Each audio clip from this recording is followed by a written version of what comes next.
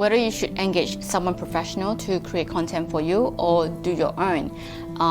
We're blessed in a world where it's so easy to create our own content, right? So I would suggest that if you are ready and committed to learn how to create content that is going to serve your audience, and by serving your audience, I believe content that we put out is for our audience experience.